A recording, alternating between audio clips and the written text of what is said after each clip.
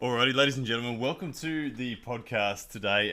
It's going to be a special day today, and the reason it's going to be a special day is that we're going to have none other than guest legendary arm wrestler from Canada, the man himself, Devon Larratt. So we're going to get him on the show. We're going to be talking all things arm wrestling strength and arm wrestling mastery today. So it's going to be a good one. I can't wait to get him on the line. And on that note, let's get Devon Larratt live.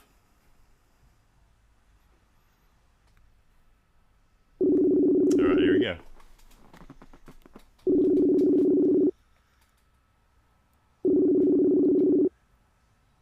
What's happening, buddy? Hey, Devon Larratt, how are you, man? I'm doing great. You're doing great, mate. I don't know about you, but I am sitting in a corrugated iron shed, sweating my ass off at the moment. How's Canada? Oh, God. Global warming can't come fast enough for this country.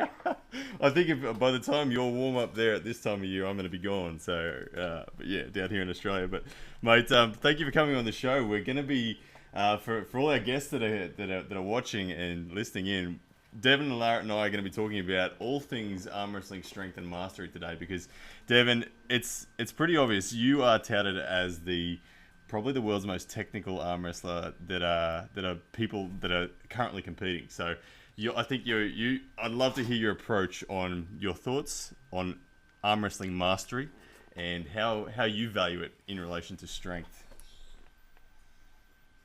Hey, well, I'd love to talk to you about it. And I'll tell you, the most important thing about becoming good at arm wrestling is always remembering that you can learn from everybody. Yeah. Like, there are many, many masters out there, and all of them have got a different gem to offer.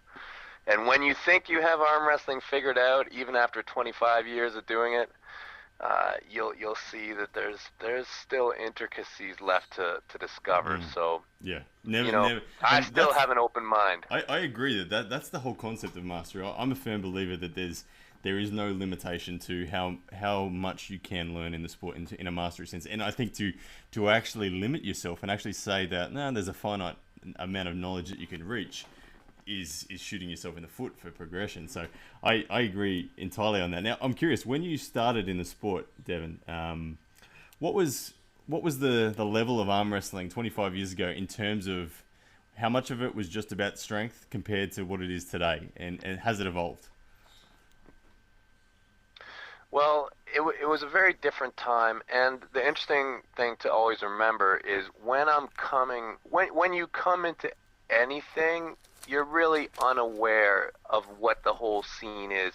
So to make a real assessment of what the scene is when you're just getting in, you're probably not going to be fully accurate. Yeah, however, sure. I'll tell you know what I mean. But yeah. I mean, you had your Richard Lupkes and all that sort of guys just dominating with a lot of just brute power, but then obviously the emergence of John Brzenk and I get and people like yourself. I don't think you came into the sport just on a strength basis, did you? No, I mean, I was definitely not the strongest guy. I still don't think that I don't think I can ever really say that I've been really the strongest guy. I think in weight classes I've gotten fairly close to it at times, but I think that the big difference is that the number of people. I think that you had very, very isolated pockets of mastery. I think that you had guys, all through history, you've probably had people who have really, really figured the sport out. But the problem has been communication. And we're just in an era now where just communication. Yeah, tell me about it. Right, like, look, right? You're on Australia right now. That's and, it. Just the ability to share ideas has become so enhanced that, ideas now are just, they're so quickly shared and understood that what took us 10 years to learn, I think guys are learning in like less than a year now. I mean, when I look at the young guy, communication is so critical, because I know like you were very instrumental in shaping the way that the Australian arm wrestling scene has come about in terms of our technical movements on the table. And I know that like when I started arm wrestling, I had 3 arm wrestlers within an hour's drive of me. So 3 people that would be willing to grip up maybe once a week. And all we knew about was posting top rolls. That was it. That was it. For my first year and a half in the sport, all I thought you had to do was have a really strong posting top roll, and you were sweet. And obviously so much more. But we're now the people that are starting in the Brisbane club now, like we've got 40 or 50 people regularly training in a week. Guys within 3 months are past where I was at 2 years now. So yeah, it's crazy now. It's that story's being told over and over, and I like the whole level is coming up where it used to be there was probably like 5 masters in all of North America. Yep. Yeah. Now I mean there's 5 masters in each club. Yeah. So and that's it. And that's an awesome thing for the sport. I think that sorry to cut you off. I think that where previously you might have been able to just rely on basic level of knowledge and be super strong and conditioned, it's becoming more and more important that you really do actually master the sport as well. Well, it's a full package. It's a full package. I mean, arm wrestling is a combined, thing. Like, you need to be strong, you need to understand the game, and you need to be a gamer. Like, it's one thing to understand the game, it's another thing to apply it. Yeah. And you've been quoted. I remember you saying it's a very winding path to the top, and I know I can relate to that. Even if I look at my current snapshot of training over the last sort of 4 months, I've been really enjoying some static hold training and just have loved that. And to be honest, in the last sort of 3 weeks, I feel like I'm not getting the value out of that like I could be if I was doing something else. Yeah, well, you're doing it a bit wrong. That's what's going on. I should have called you before the interview. Tell me, you don't like the suspended hold? You're too high up, dude. You're too high up. Yeah, I see you. I made the same mistake. You want to get those weights up, right? So. Well, yeah, I mean, I've been there. Yeah, I saw you. You know what's going on. I saw Evgeny Prudnik doing the suspended thing, and like I've typically been someone who's never been able to do the static holds with a dumbbell because it's always felt like it's gonna be a high risk on my wrist for injury. So picking up a heavy dumbbell, putting a heavy dumbbell down, high risk of injury. So when I saw Prudnik use this suspended weights concept, I thought, hey, that looks like it's a lot safer to pick up.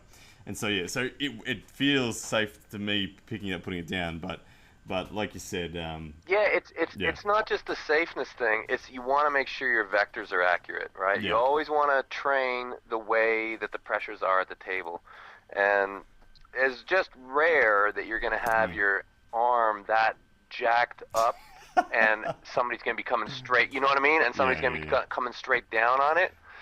Well, they're going to be pulling you more. Like I guess, and the whole winding path. The reason that, like, where I felt that benefit me on the table, when Justin Bishop came out here and beat me as he did on the training table afterwards, he was kind of showing me some of the pressures he used, and he uses this very uppercut like sort of static pressure in his setup, and it wasn't so much about the wrist angle. It was more almost like a floating elbow uppercut, and that uppercut was very difficult to deal with in the static setup. And so where I felt like kind of playing around with that in my mind on the training table, I'm able to statically intimidate people at the start that I couldn't do so before. So I guess it gives me options. But as you say, I feel like I've exhausted the potential there in the immediate sense anyway. So onto something different. No, that's cool.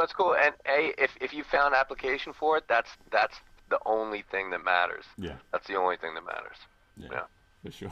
I always find like my guiding rules for how to get strong were what happened at the very, very beginning, and let's fix that exact problem, right? And I just came up with some very consistent things over the years. But I'll tell you that, so I feel like there's styles out there, and all the styles have great merit, but the styles have different priorities. Like I feel like there's a few central ideas in arm wrestling that kind of shape one's whole style. So I feel like one of the shaping ideas to the sport are they will come to me, they will reach for me, and we made it. You know what I mean? Yeah, the high hook. Like, and I just saw the having high that hooker idea. T-shirt. Right, that's what I'm talking about, and it's advertising, right? It's that girl in the bar Yeah. who's so hot that makes you come to her, and there's great power in that ability, and this same power expresses itself in the top roll, Yeah, right? well, It's something that, right? The top roll wants to be approached, yeah, right? very much. Yeah, as soon Right, and as someone it's this commits to holding on to you, you've got that freedom to move sideways. Exactly. That's when the whole game starts, right? Mm. That's when the whole simplicity of the outside move begins. That's when it becomes very simple. Mm. It's the whole getting And the then, person. and then I have the drama, as you know, Danny Tesh, one of the strongest in the country here. I have this very similar pattern that we seem to have every time we have a match. I get Danny's wrist. It's gotten to the point where Danny no longer even fights for the hand. He just concedes the hand. Right. He just moves to the top right hand corner, purchases his shoulder behind, and says, "Well, your pin route's pretty difficult now," and it is. It's very difficult. Right. So yeah, man, and that's the exact opposing thought, right? And Yeah. that's another huge thought in arm wrestling is your bones will break before mine do. Yeah, You know what I mean? But yeah, seriously, yeah. like that faith and that belief is super, super powerful. If you believe that the other guy's bones will break before yours, it lets you freely move your shoulder forward. Yeah. And it scares the other person from moving their shoulder forward. So you just cut the table off. You know, and that's a very powerful thought. And it's a whole style, right? So, I mean, there's a lot of like central thoughts that, you know, let the whole technical experience kind of unfold from these singular ideas. Now, I want to ask you a specific question about a match at the 2015 WAL finals against John Brzenk.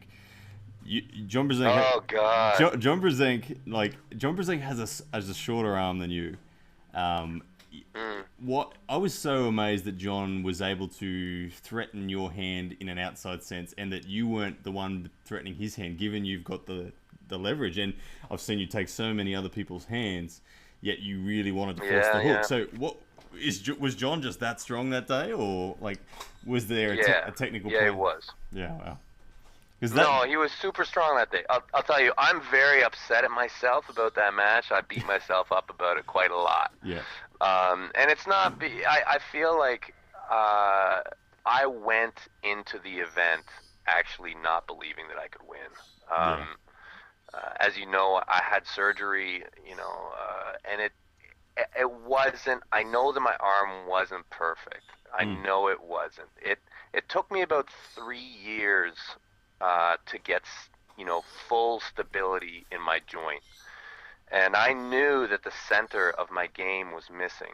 Yeah. I didn't have a center. I had outsides, and it was slowly closing in. It closed in probably about 8 or 9 months after that. And I think, like, you can see, like, in 2016, I pulled a lot differently. But the thing was with John is I was mentally defeated more than I was physically defeated, which upsets me to no end. But I mean, hey, losing to John Brzenk, I mean, it's kind of it's most people's fate at some point in their career. So, you know, I can't be too upset about it. The mental game plays such a factor. I know that my journey in arm wrestling, I discovered arm wrestling when I was 27.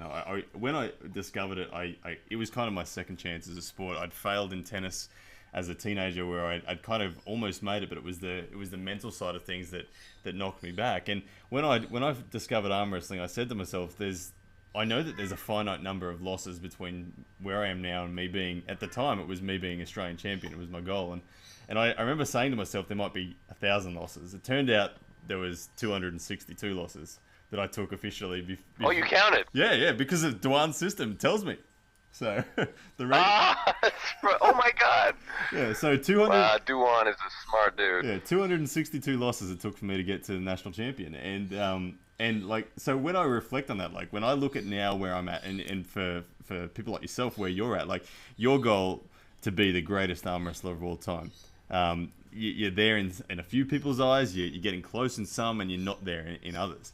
And for you to get to the greatest of all time, there might be 10 disappointing losses that you've got to go through before you get there. Where if you let each of those losses kick you in the guts and disappoint you, and actually you wear that disappointment, you might give up on the dream. Where if you kind of, as those 10 disappointing losses, as each one comes up, you kind of celebrate in your head like, yeah, sweet, I knew this was going to happen. I knew I had to go through 10. There's only 9 to go now till I'm the greatest. And that for me was that mentality and that approach really helps me stay on the course for sure. Man, well, 262 is a small price to pay, I guess. Yeah, that's it. I'm happy days now. Like, yeah. Yeah, you are certainly one of the guys who can get back on the horse. Yeah, well, that's it. But being the favourite's tough. Like when Jordan Davis kicked my ass at the WAL qualifiers last year, that hurt for sure. I'd been planning on the WAL for so long. How is it with you and Jordan now? How is it with you two now? He's weighing only about 85 kilos, where I'm sitting at 95. So the evolution of we've pulled each other a few times since. I beat him at nationals this year. Jordan took 3rd place, where I took the 2nd, and we trained together each week. So I'll tell you right now that I cannot keep my wrist against that man. Like when it comes to strategies on the table, he's the height of his arm and the length of his fingers. It's just so hard to get around that dude and force a hook that I pull him like Todzilla. I now just keep my fingers and I top roll through the thumb and just go with a lot of side pressure before he's able to get any control. But if I pause for a second, then it's over. I can't win the long match against Jordan. Yeah, he's got a lot of talent. Yeah, but so we've got the Arnold's Classic coming up literally in 3 weeks' time, and I think I'll be in the 95s, Jordan will be in the 85s, and so hopefully we'll both take out the title. I think that's the plan anyway. Yeah, that's awesome. Yeah, so very sweet. So it's interesting. Yeah, you against John. That was always one that I technically a match that I technically love, because I always have based myself off John's movement, because I know that my arm length is the same as John's. So I watch the way he moves a lot, and I was always amazed because I know I can't take Jordan's hand and wrist, and yet John was taking your hand and wrist that day, and it's just like, how on earth is this happening? How on earth is this? Yeah, well, I'll tell you. So John was super duper strong. Okay, and I mean, I think I'll tell you that day there was no way that I was gonna keep my wrist against him. But I feel I should have still won the match. I really think that I had a really good opportunity, but do you ever if you had gotten the straps, you would have won. I have no doubt. Do you ever flop? Well, I mean, to say I would have. No, the problem was I don't slip that way normally. Here's the problem. So I went into the match thinking that I was actually going to hook him. It was the weirdest thing. Sometimes I make these decisions at the last second just based off the way somebody's standing or something. Yeah. And I'm like, I see that he's really trying to top roll me, and I thought, okay, I have just a very golden opportunity to commit my shoulder on him. This is round 1, and I did that, and yeah, my hand was going, and then I was out of there. And the way I slipped was I slipped to a top roll transition, and I slipped, the top roll way. Got in the strap, and I just committed to that, strap drag with the, just committing the shoulder and cupping as hard as I could, and just stopping the match. Anyways, the mistake I made round 2 was like I became confident, and I thought, okay, I'm going to do the exact same thing, right? Yeah. So I tried the cup, and the problem is to do that switch from a hook to a top roll escape is if a person knows it's coming, they can do the exploding hand technique on it. Right. They can do the right. And John was able to trap it and do that technique on me, and which is great. and I don't blame myself for that round. That round I'm fine with. What I really have a hard time with is what I did in round 3, which was the same thing. Yeah. Right, and that's the part I really kick myself for, because I don't think that I would have been stopped getting the strap if I had just committed to an outside move the entire time throughout the setup. Yep. But this is my fate to have to suffer this loss. Hey, it's one of those disappointing ones. I beg the gods every day for John Brzenk's return, but unfortunately, I don't know if it's gonna happen. I don't know if he's coming back or not. But let's either hope so. Let's, let's hope he turns up at the Bajent finals or something. That's in his, I've been his home snooping. state. I don't think he's gonna be there. Oh, good. But... Oh, good. Either way, yeah, it's a moment in history that's done now, isn't it? So. It's unfortunately, until I get a time machine, that's the way it is. That's all right. You were the man to do it in Arm Wars. You were the first person to beat him in a super match, weren't you?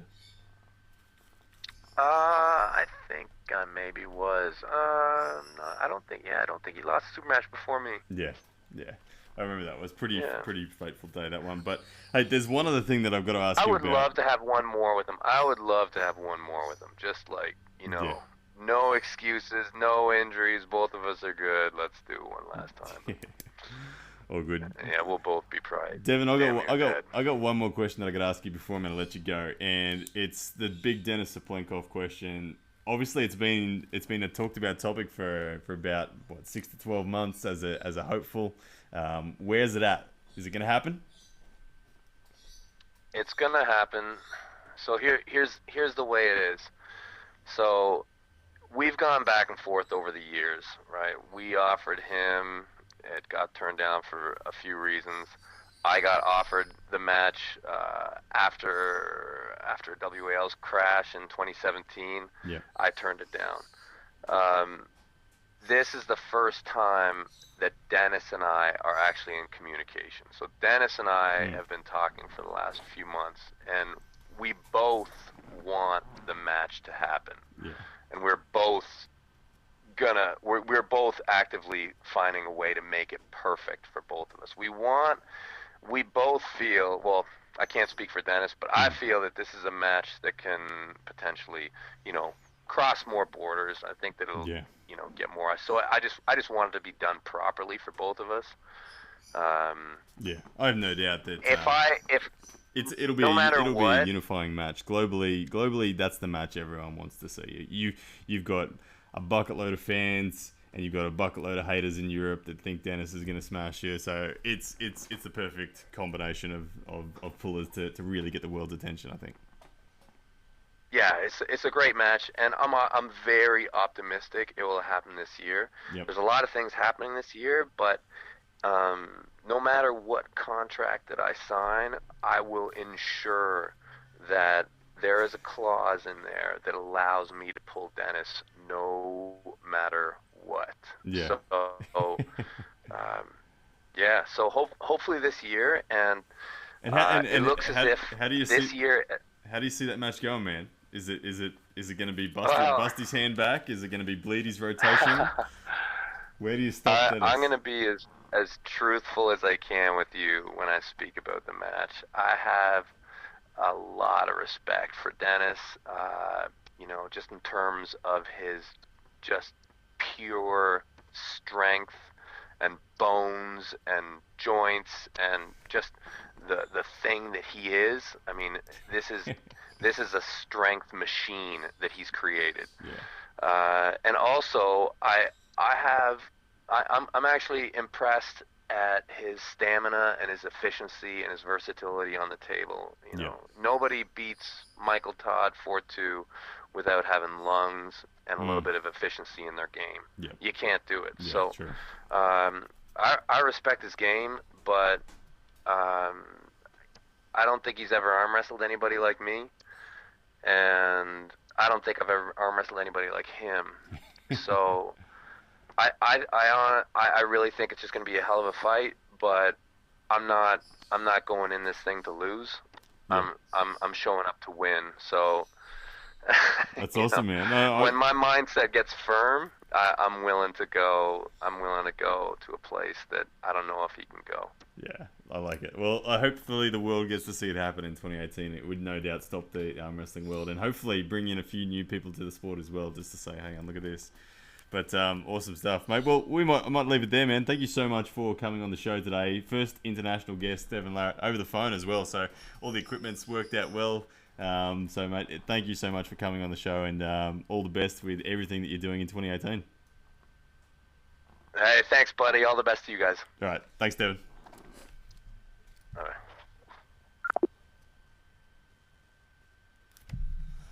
Alrighty, ladies and gents, that was Devon Larratt from Canada, the arm wrestling legend himself. Devon Larratt, we're talking strength, talking mastery, hearing a bit about the way that he came to the sport, how he approaches strength, how he approaches mastery, where the value is at, but also excitedly hearing about his thoughts on Denis Cyplenkov. The match is still very much on the cards. Devon and Denis talking with each other directly, that is an awesome thing for making the match happen. And I have no doubt that the day that it does happen, it's going to be probably the most watched arm wrestle that the world has ever seen. So, awesome stuff. Guys, thank you so much for tuning into the podcast. I hope you had a great time. I certainly did. And we will see you guys again next time.